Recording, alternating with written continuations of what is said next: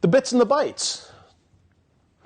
All sorts of different ways to do these things electronically. For instance, access controls on the network. We can use boxes themselves, and we're going to drill down on each of those in a little while, too. What's a VLAN? Again, that's another abbreviation I didn't spell out. What's a VLAN? Virtual local area network? Yes. And that's an allowed 6th grade answer because I asked what it means. Yes. Very good. What does it do? What's it do? It allows you local network access when you're not on site. Good, good. It gives you the figment of whether you were on site or not, right? Good. Your wireless configuration, is that an access control point? Can you use access control methodologies there? Yes. And we're going to talk a lot about those as well. NAC, network access control. Making sure that everything you demand of the machines on your network is applied to this machine before it's allowed in. What sort of things might be policy on those? What sort of things might you look for? The system's patch that has the latest antivirus. Boom. Stuff like that. Good. Any way that it's supposed to be hardened is hardened. Any ports that are disallowed before it's allowed in. Good. Good. VPN. What is that? What's a VPN? Similar to VLAN? Like to connect to the network in your infrastructure. From outside. Outside. Good. Is that, Gabriel, you were going to say that? Through an encrypted tunnel is usually, that's the sort of thing that would show up on a test question. Through an encrypted tunnel is what VPN is. You can go outside, even through the internet, and it still looks as if, it looks to your network as if there's a machine on the network, right? Good. Accessing your system remotely, or even on your network, we're going to use different kinds of controls to do that. And we're going to drill down on a whole bunch of these things, but the most common is having a user ID and a password. Is that an access control? Yeah, sure it is. It's rudimentary. It's one that just about everyone has. It's like the basic level of access control. What's a smart card? What's a smart card? Anyone got one? Anyone got one on them? Okay. What's that? I said probably everybody does. Okay. Some sort of RFID. Good. RFID or magnetic, or there's a bunch of different ways to encode these cards. And it carries your identification on it, and it might open doors, and it might be hooked to a server somewhere. Good. And what's a token? We're going to talk about those too. Tokens? Just a physical device that puts randomly generated numbers or some other. Good, good. It's often an access control method that allows you to match up with the authentication server on the far end and confirm that you are who you say you are. Good. Access control, technical and logical, as dictated by the application itself. Real easy ways to do that. Having it monitor the user. Can applications actually follow the user through their use of it? Sure. Anyone ever use a keystroke logger? Yeah. Andy's grinning.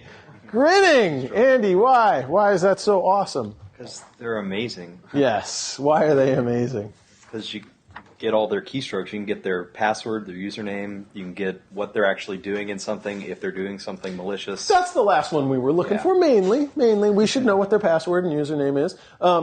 But yeah, it's a way of recreating what the user was doing while they were operating the system or the application.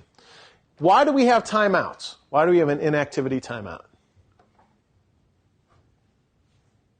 So somebody can't hijack their session after Good. they're done? Good. You're not leaving the door open for the next person. Joan, is that what you're going to say? Yeah, you walk away from your computer. Yeah. Same thing? Yeah, good.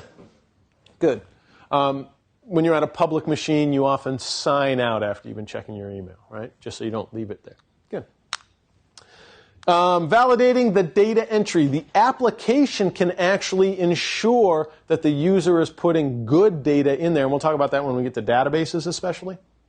But is there bad information that a user can put in that can harm the system and the availability?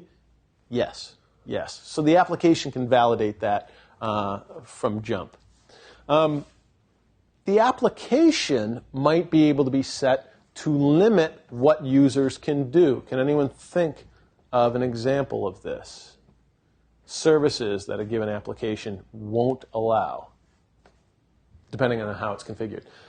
Microsoft Word was notorious back in the 90s for a particular virus named Melissa. Anyone remember Melissa? What she did? What that was all about? How it traveled? Email? Yes. Is it macros? It was, yeah. Michael gets 2. Yes. Just for being old and remembering. That's a good thing. We need more candy the older we get. All right. Yes, it was Microsoft Word has macros built into it, which are a very useful tool. They can do, it's incredibly powerful. Unfortunately, Melissa took advantage of macros and would start going through your email address book and I think would email the top 50 people in it.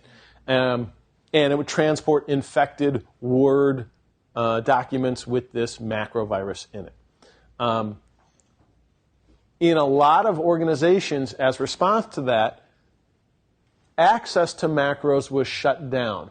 That the default became, no, you can't have it. If you want it, come see us, and maybe we'll open that up. That's one example. Applications out of the box should, when they're being designed, take security into account, take access control into account, and have some of it built in. We're going to talk about buffers and buffer overflows, but all of these things should be built into the software. The vendors should already have this in mind. If they're not, they're selling you something irresponsibly. You don't want to add more security problems to your organization when you buy a product, right? All right, some of the fun stuff. Malware. What's malware stand for? What's it mean? It's not even a big word, but you want to take a crack at it? It's bad software. Bad software! Bad. Mal. Mal from the Mexican, meaning mal. No. What is it? Malicious. Malicious software. Very good. Good. Generally, in our industry, in the field, there's no hard and fast definition of these things. Moreover, if it's self-replicating, is it a worm or is it a virus with worm qualities? If it's hidden in a program, is it a Trojan horse or is it just a good macro virus? There's a whole bunch of gray area. There's a whole bunch of different vernacular out there. When we talked about taxonomy, it's just a set of words, right? The main point is it's out there, and it is ubiquitous. There's hardly anywhere that you can set up a machine, connect to the internet, and not get infected with something if you don't protect it to a certain extent. So how do we do that? We use antivirus software. We do file integrity checks. What's a file integrity check? What is that? How is it done, and how does it look for viruses? Like a CRC or a checksum. Yeah, a checksum. Good. Checksum. What's a checksum do? What is it? And we'll talk about this in a little while, too. Takes a mathematical picture of what that data is, and then you compare it at the end of whenever you're done processing it, whenever you're done using it, to make sure that that mathematical value for that object is the same as when you started, so that you know that nothing happened in between there, right? Good. Good. IPS. What's IPS? I didn't spell that one out, sorry. Intrusion prevention. Good. Good. Exactly. Intrusion prevention system. We're going to drill down on those, too. Intrusion prevention systems can both detect and prevent and correct when we've had malware on the system. Encryption. We've got a whole module on encryption, but just to touch on it briefly, what does it mean? What does encryption mean? What does it do?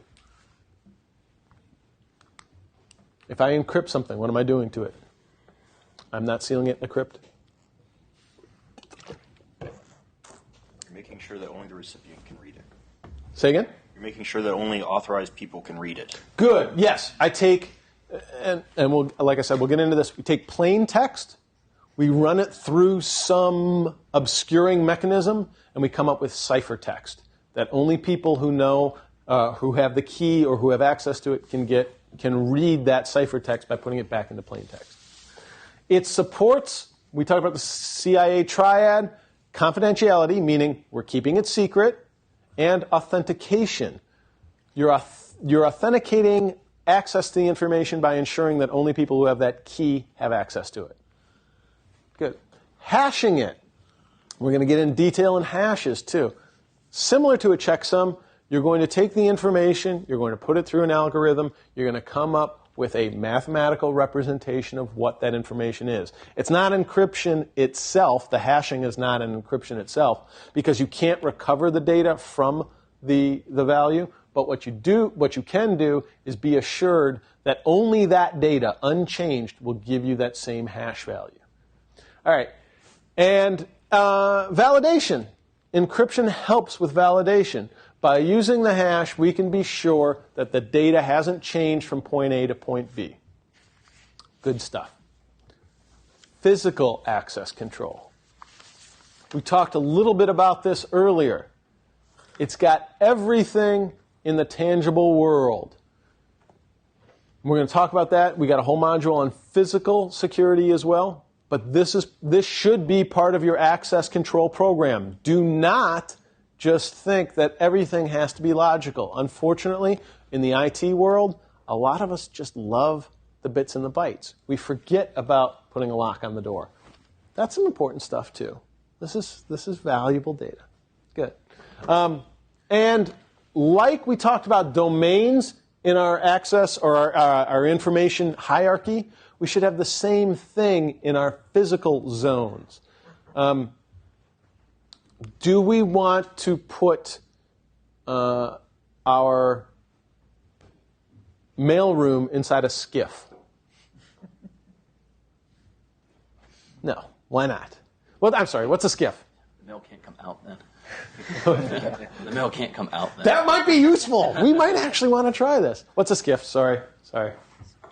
Secure compartmented information facility or something like that. Secure. Yeah, I think it's sensitive, compartmentalized information facility. But yeah, all those things. It's a box, right? It's a box with a lock on it, and people go in there and work, and we throw cheese at them every now and then. Good. Yeah, it's very secure. When you leave, you have to lock it behind you. When you come back, you have to unlock it to get in. You don't want to put the mail in there because you want the mail to be dispersed. It shouldn't be protected at that level. So your zones should be based on your information classification. Why do we say this? Why do we say this? Why do we have to say that when it comes to security? What's the important thing to remember when we're securing everything, when we're locking it up? In case of an emergency, people can get out. Yes. Fail safe instead of fail secure, right? When the fire alarm starts going off, everyone can push that bar on the door and still get out, right? There's very, very small amounts of data that are worth anybody dying for or even getting hurt for.